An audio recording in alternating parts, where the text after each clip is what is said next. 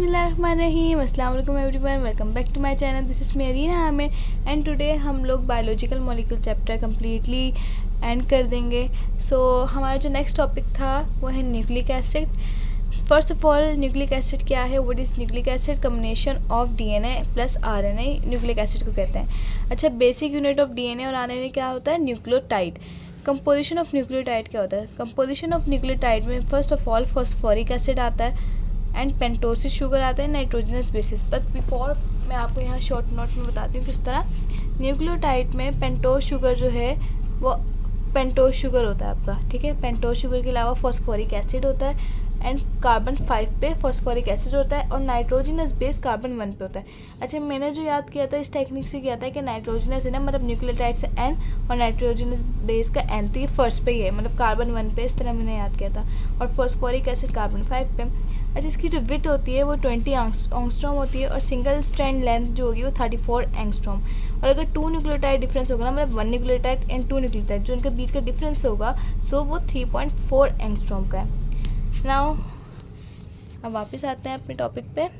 Phosphoric acid H3PO4 को कहते हैं, जो डीएनए आरएनए दोनों में ही होता है। और पेंटोसिस में राइबोस होता है जिसमें आरएनए होता है, मतलब पेंटोसिस शुगर है, और डीऑक्सीराइबोस होता है डीएनए में। नाइट्रोजनस बेस में प्यूरीन होता है और पायरिमिडीन होता है। अच्छा, अगर प्यूरीन है ना, अब देखो प्यूरीन जो है वो 2,6 मेंबर रिंग होती है, ये 1,6 मेंबर रिंग और 1,5 मेंबर रिंग होती है, मतलब C9, और ये C10 होता है।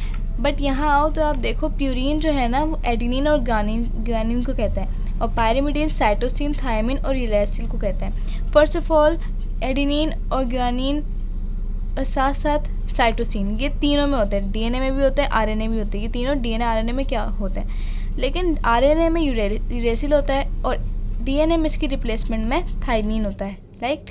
अब मतलब पायरिमिडीन 3 होता है, साइटोसिन, थायमिन, यूरेसिल, और प्यूरीन 2 होता है बस। अगर आपसे MCQs आए कि एडिनिन एंड ग्वानिन आर, तो आप कहेंगे पायरिमिडीन। और अगर ये कहा जाए कि मतलब आरएनए में क्या क्या नहीं होता, तो आरएनए में सिर्फ थायमिन नहीं होता, और अगर डीएनए में पूछा जाए तो डीएनए में यूरेसिल नहीं होता। सो इस तरह MCQs बन सकते हैं। Next, moving forward, Watson and Crick model of DNA. First of all ये हेलिक्स होता है, ये सिंगल स्ट्रैंड है और ये डबल स्ट्रैंड है। ये मैंने सिर्फ इसकी फिजिकली जो अपेरेंस है ना उसमें डिस्टिंक्शन किया।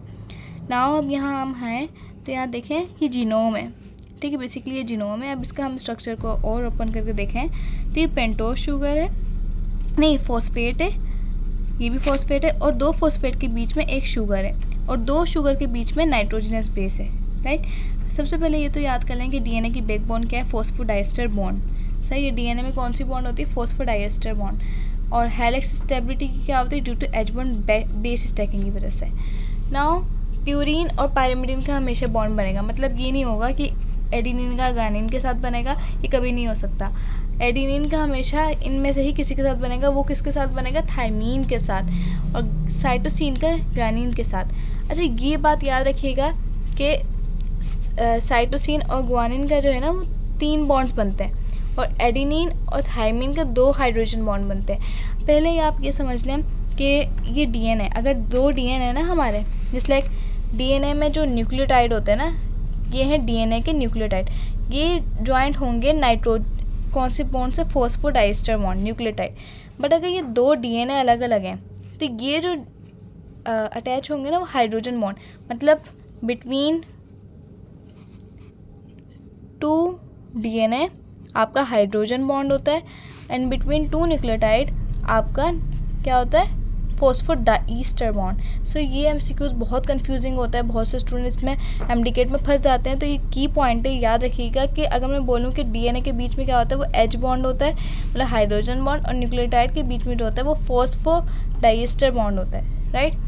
अच्छा, यहाँ आ जाए तो प्यूरिन और पायरिमिडीन का हमेशा बॉन्ड बनता है, और प्यूरिन में ग्वानिन का साइटोसिन के साथ 3 बॉन्ड बनते हैं, और एडिनिन का थायमिन के साथ। अच्छा, 1 शुगर इज़ बिटवीन 2 फॉस्फेट, जो मैंने बताया था 2 फॉस्फेट के बीच में एक शुगर होता है, एंड बिटवीन 2 शुगर दिया जाए नाइट्रोजन, मतलब 2 शुगर के बीच में नाइट्रोजनस बेस होता है। और इसकी मैंने आपको बता भी दी किस तरह सीक्वेंस होती है कि कौन किसके साथ अटैच होता है। कभी ये नहीं हो सकता कि पायरिमिडीन के साथ ही अटैच हो, हमेशा प्यूरिन और पायरिमिडीन का ही कॉम्बो बनता है। नाउ अच्छा, ये वाला की पॉइंट भी याद रखिएगा कि जब H3PO4 रिमूव हो जाता है तो वो न्यूक्लियोटाइड नहीं रहता, वो न्यूक्लियोसाइड में चेंज हो जाता है। Like when H3PO4 remove the nucleotide is change into nucleoside. अच्छा, न्यूक्लियोटाइड जो है, जीनोम जो है वो न्यूक्लियोटाइड में ही प्रेजेंट होता है। और न्यूक्लियोटाइड क्या होता है, बेसिकली उसका यूनिट होता है डीएनए का। क्रोमेटिन सेम होंगे तो सिस्टर क्रोमेटिक, और अगर क्रोमेटिड डिफरेंट होंगे तो नॉन सिस्टर क्रोमेटिड। अच्छा, शुगर प्लस बेस क्या होता है, ग्लाइकोसाइडिक बॉन्ड होता है, जो हमारे कार्बोहाइड्रेट में ग्लाइकोसाइडिक लिंकेज होती है ना, वो। Now types of nucleotide. Types of nucleotide में फर्स्ट ऑफ ऑल मोनोन्यूक्लियोटाइड, जिसमें 1 न्यूक्लियोटाइड होता है। अच्छा, 1 न्यूक्लियोटाइड में एग्जाम्पल है एटीपी, एडिनोसिन, जिसमें होता है राइबोसोम होता है, और 3PO4 होता है। एटीपी की कॉम्पोजिशन अगर कोई पूछे तो आपको कहना है एडिनोसिन, राइबोसोम प्लस 3PO4। अब साथ साथ इसमें जो एनर्जी रिलीज़ होती है वो 7.3 कैलोरी होती है, और अगर आपको किलो जूल में देखें तो 31.8 kilo joule. Now we are moving forward dinucleotide, the second type of the nucleotide, जिसमें 2 न्यूक्लियोटाइड होते हैं। और एग्जाम्पल जो है इसमें NAD जो है इसकी एग्जाम्पल है निकोटीन अमाइड एडिनोसिन डाइन्यूक्लियोटाइड, जिसमें NAD प्लस H2 अगर हम कंबाइन करें तो NADH2 बनता है, ठीक है, जो 3 ATP हमें मतलब देता है। पॉलीन्यूक्लियोटाइड जो है वो मोर देन 2 न्यूक्लियोटाइड को हम पॉलीन्यूक्लियोटाइड कहते हैं, जिसमें DNA और RNA आता है।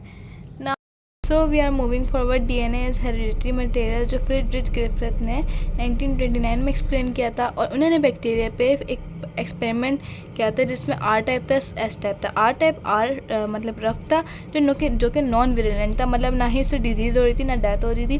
बट S टाइप जो कि स्मूथ था, उसमें विरुलेंट फैक्टर थे, मतलब डिजीज़ कॉजिंग वाले फैक्टर थे। तो first of all S type, जब उन्होंने एक्सपेरिमेंट किया इस S टाइप बैक्टीरिया को रैट पे डाला, मतलब चूहे पे डाला, तो वो डेथ हो गई। क्यों? क्योंकि वो नॉन विरुलेंट था। नहीं, S टाइप जो था वो विरुलेंट था, डिजीज़ कॉजिंग था, तो डेथ हो गई। R टाइप को जब इंजेक्ट किया गया रैट पे तो वो अलाइव रहा। But disease causing S type को अगर हीट करके, मतलब हीट ने जो है उसमें जो किलिंग वाले फैक्टर थे वो रिमूव कर दिए, तो हीट किल्ड बैक्टीरिया बन गया वो। तो जब इंजेक्ट किया गया तो वो अलाइव हो गया।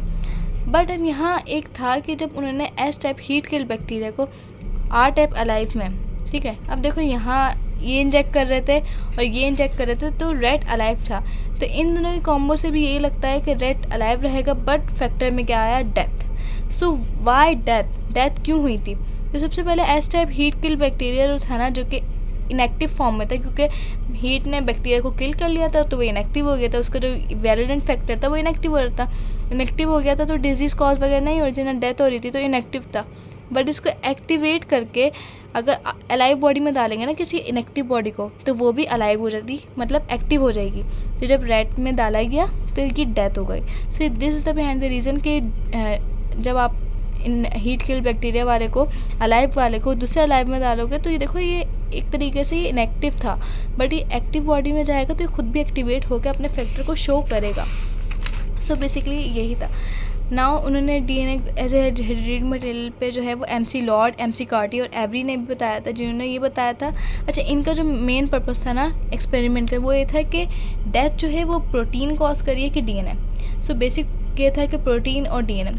तो जब S टाइप में DNA एंजाइम ने काम किया, मतलब DNA को कैटेलाइज किया। DNA कैटेलाइज का मतलब है DNA अंदर ही था और प्रोटीन को बाहर रिमूव किया गया, तो रैट अलाइव था, मतलब जो चूहा था रैट था वो अलाइव ही रहा, प्रोटीन की वजह से वो अलाइव ही रहा, मतलब।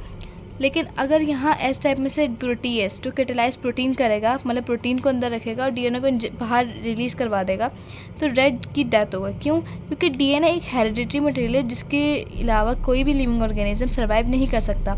सो रैट ने भी नहीं सर्वाइव किया, तो मीन कि प्रोटीन का कोई हेरिडिटरी पोर्शन नहीं होता, DNA is a hereditary material. Now next experiment जो किया था वो हर्शी चेज ने किया था, जिन्होंने एक और ऑर्गेनिज्म को चूज़ किया था, बैक्टीरियोफेज वायरस। बैक्टीरियोफेज वायरस ने जो है वो डेथ कॉज नहीं करता, वो डिजीज़ कॉज करता है। अच्छा, इसकी जो कोटिंग थी ना, ऊपर वाली कोटिंग प्रोटीन थी और अंदर DNA था। प्रोटीन जब रैट में डाला गया तो अलाइव रहा, मतलब ये जो बैक्टीरियाफेज वायरस था जो डिजीज़ कॉज कर रहा था, उसका प्रोटीन रैट में डाला गया तो अलाइव हो गया, लेकिन उसका डीएनए अगर डाला गया तो डिजीज़ हो गई रैट को। क्यों? क्योंकि डीएनए एक हेरिडिटी मटेरियल है, उसी की वजह से डेथ होगी, उसी की वजह से डिजीज़ होगी, उसी की वजह से आप अलाइव रहेंगे। अगर अलाइव बॉडी का डालेंगे तो आप भी अलाइव ही रहेंगे। अच्छा, इन्होंने जो है वो रेडियो आइसोटोप्स को यूज़ किया था डीएनए और प्रोटीन को सेपरेट करने के लिए। नाउ बीडल एंड टैटम ने किया था एक एक्सपेरिमेंट जिसमें न्यूरोस्पोरा फंजाई था एक, और अच्छा इन्होंने एक्सपेरिमेंट क्यों किया था? सिग्निफिकेंस ऑफ प्रोटीन को एक्सप्लेन करने के। तो न्यूरोस्पोरा फंजाई जो था वो इंजेक्ट किया गया। इसमें कार्बोहाइड्रेट था एक टेस्ट ट्यूब में, एक में फैट, एक में विटामिन सी, एक में फॉलिक एसिड, एक में आर्जिनिन जो कि प्रोटीन है बेसिक अमीनो एसिड वाला।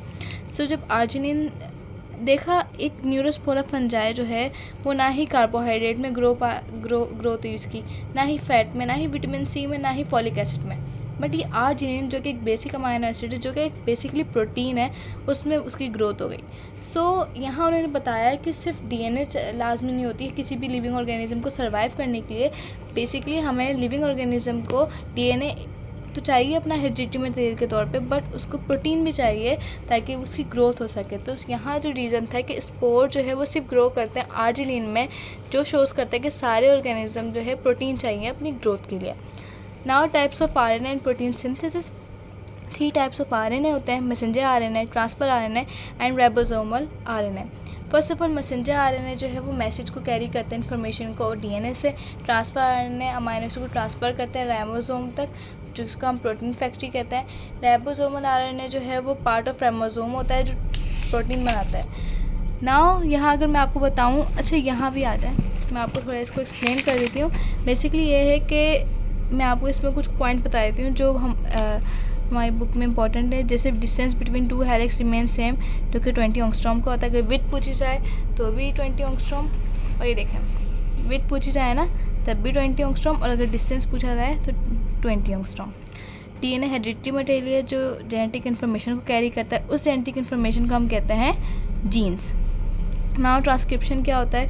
हमारा डीएनए से जो है वो मतलब क्या होता है, इन्फॉर्मेशन ऑफ जीन कॉपी होती है। ट्रांसक्रिप्शन का मतलब क्या, कॉपी होती है एमआरएनए में, और वो इन्फॉर्मेशन कैरी करके राइबोसोम को देता है। ट्रांसलेशन मतलब राइबोसोम उसको पूरी प्रोसेस करता है, उसको ट्रांसलेट करता है, उसकी इन्फॉर्मेशन को ट्रांसलेट करने के बाद एक सीक्वेंस बनाता है अमीनो एसिड की, जो प्रोटीन को सिंथेसाइज करता है, जो डिफरेंट पर्पसेस के लिए यूज़ होता है हमारी बॉडी में। और ये भी मैंने आपको एक्सप्लेन किया कि प्रोटीन हमारा एक बहुत इंपॉर्टेंट फैक्टर होता है ग्रोथ के लिए, सो अलग अलग पर्पसेस के लिए यूज़ होता है। अच्छा, आरएनए में थायमिन नहीं होता, यूरेसिल होता है। ये बहुत इंपॉर्टेंट पॉइंट्स आपको याद रखना है कि मैसेंजर आरएनए में 3 to 4% ऑफ टोटल आरएनए होता है, टीआरएनए में 10 to 20%, और राइबोसोमल आरएनए में 80%, मतलब आरएनए का 80% जो फैक्टर होता है ना, रेशियो, वो राइबोसोमल आरएनए होता है। तो अगर एमसीक्यू है सबसे ज़्यादा पोर्शन में कौन होता है, सबसे ज़्यादा रेशियो में कौन होता है, तो राइबोसोम में, वो आरएनए में सबसे ज़्यादा रेशियो में राइबोसोमल आरएनए होता है। कॉन्जुगेटेड मॉलिक्यूल्स में जो है ग्लाइकोलिपिड को हम सेरिब्रोसाइड कहते हैं, ग्लाइकोप्रोटीन को मिकोइड्स कहते हैं, लिपोप्रोटीन को, अच्छा ये बुक में मेंशन नहीं है, बट लिपोप्रोटीन को हम लेसिथिन कहते हैं, और ये न्यूक्लियोप्रोटीन है। नाउ अगर मैं आपको यहाँ समझाऊँ अपनी डायग्राम से, सो ये देखें, ये जो कोडोन होते हैं ना, वो 3 लाइन जो मैंने ड्रॉ की है, इनको एक कोडोन कहते हैं, जिसको हम एक अमीनो एसिड कहते हैं। और यहाँ अटैचमेंट साइट होती है राइबोसोम पे, पॉलीपेप्टाइड साइड होती है, एग्जिट साइड होती है। एमआरएनए ने कॉपी किया इन्फॉर्मेशन को और ये दे दिया, ट्रांसफर आरएनए इसको ट्रांसफ़र करके राइबोसोम को दे दिया। राइबोसोम ने इसको प्रोटीन बनाया। अब कैसे बनाया, यहाँ से सीखें। अटैचमेंट साइड पे पहले गया इन्फॉर्मेशन, फिर पॉलीपेप्टाइड में वहाँ सिंथेसिस हुई, पूरी सिंथेसिस होने के बाद जो है जब प्रोटीन बना ना, तो प्रोटीन एग्जिट हो गया, जो डिफरेंट पर्पसेस के लिए यूज़ हो गया। सो डेट्स ऑल, आज का चैप्टर हमारा कंप्लीट हुआ अल्हम्दुलिल्लाह। और नेक्स्ट वीडियो में आप लोगों को MCAT 1 बुक से आप लोगों का MCQ सॉल्व करवाऊँगी। इंशाल्लाह आपको ये काफ़ी हेल्प करेंगे, और क्योंकि अनीस हुसैन का जो MCQ होता है ना, अगर उसके आप लोगों ने प्रैक्टिस कर ली, सो इसका मतलब है आप MCAT का कोई भी MCQ क्रैक कर सकते हैं। सो इंशाल्लाह मैं आप लोग से वो भी डिस्कस करूँगी। और यार लाइक शेयर सब्सक्राइब भी करते जाना, इससे मुझे बहुत ज़्यादा अप्रिशिएशन मिलती है। एंड अपने प्यारे का बहुत सारा ख्याल रखिएगा, मुझे अपनी दुआओं में याद रखिएगा। तब तक के लिए अल्लाह हाफिज़।